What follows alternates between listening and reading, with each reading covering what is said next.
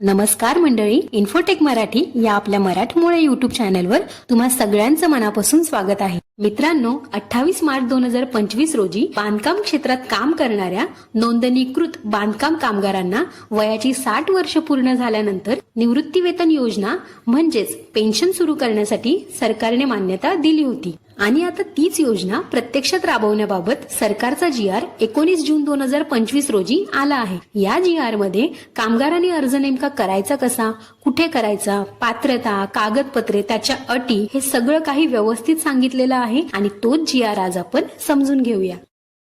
आता हा GR नक्की कशाबद्दल आहे ते बघूयात. महाराष्ट्र इमारत व इतर बांधकाम कल्याणकारी मंडळ मुंबई या अंतर्गत जे नोंदणीकृत बांधकाम कामगार असतील त्यांना त्यांच्या वयाची 60 वर्ष पूर्ण झाल्यानंतर निवृत्तीवेतन योजना म्हणजेच पेन्शन सुरू करण्याबाबत हा GR आहे आणि त्याच पेन्शन योजनेची सविस्तर कार्यपद्धती म्हणजेच SOP यात सांगण्यात आलेली आहे. SOP म्हणजे योजना प्रत्यक्षात कशी असेल, बांधकाम कामगाराने अर्ज करायचा कसा, कुठे करायचा, पात्रता या सगळ्याबद्दलची सविस्तर माहिती. या निवृत्ती वेतन योजनेसाठी कोण पात्र असेल आणि कोण अपात्र असेल ते सुद्धा आपण समजून घेऊया. जर तुमच्या वयाची 60 वर्ष पूर्ण झाली असतील व बांधकाम कामगार कल्याणकारी मंडळात 10 वर्ष जुनी बांधकाम कामगार म्हणून जर तुमची नोंद असेल तर तुम्ही या योजनेसाठी नक्कीच पात्र असाल. पती व पत्नी दोघेही जर बांधकाम कामगार असतील तर त्या दोघांनाही वेगवेगळी पेन्शन मिळेल. जर पती किंवा पत्नी या दोघांपैकी एक व्यक्ती मरण पावली तर पती किंवा पत्नीपैकी जो जिवंत जोडीदार असेल तो ही पेन्शन नक्कीच मिळवू शकतो. पण लक्षात ठेवा की एकाच व्यक्तीला दुबार पेन्शन मिळणार नाही. म्हणजेच काय तर समजा की पती व पत्नी दोघेही जर बांधकाम कामगार असतील, दोघांनाही सेपरेट पेन्शन मिळत असेल, पण दुर्दैवाने पतीचं निधन झालं तर पत्नीला एकाच वेळी तिची किंवा पतीची अशा दोन्ही पेन्शन मिळणार नाहीत. तिला पतीची किंवा तिची स्वतःची अशी कोणती तरी एकच पेन्शन निवडावी लागेल. सेम तसंच जर पत्नीचं निधन झालं तर पतीला सुद्धा कोणती तरी एकच पेन्शन निवडावी लागेल. आता या 5व्या पॉइंटमध्ये असं लिहिलेलं आहे की जर तुम्हाला केंद्र सरकारकडून आधीपासूनच ESIC व EPF च्या माध्यमातून पेन्शन किंवा आरोग्य विम्याचे फायदे मिळत असतील तर महाराष्ट्र सरकारकडून तुम्हाला या योजनेचा लाभ मिळणार नाही, कारण ही फक्त राज्य सरकारची योजना आहे, केंद्र सरकारची नाही. आता या योजनेचा आपल्याला किती आणि कसा लाभ मिळेल हे सुद्धा आपण बघूयात. या योजनेमध्ये पेन्शनची जी काही रक्कम मिळेल ती नोंदणीच्या वर्षांवर अवलंबून आहे. म्हणजेच काय तर एखाद्या कामगाराने बांधकाम कामगार कल्याणकारी मंडळात नाव नोंदणी केल्यानंतर किती वर्ष झाली आहेत त्या वर्षांनुसार कामगाराला रक्कम मिळेल.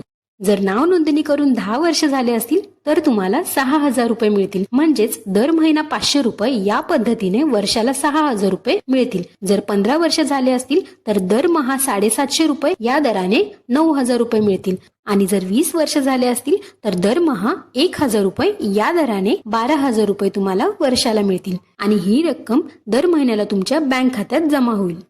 या निवृत्ती वेतन योजनेसाठी अर्ज नेमका करायचा कसा ते सुद्धा बघूयात. मित्रांनो, हा जो GR तुम्हाला सरकारने दिला आहे यात तुम्हाला ही वेबसाईट दिसत असेलच.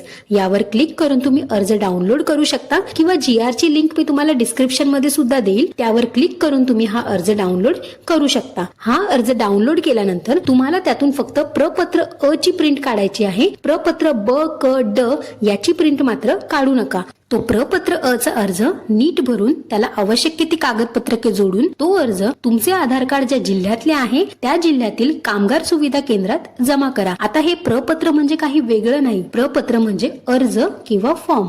या प्रपत्र अ च्या अर्जासोबत काही कागदपत्रक लावणं देखील महत्वाचे आहे. पत्त्याचा पुरावा म्हणून आधार कार्डची झेरॉक्स द्या.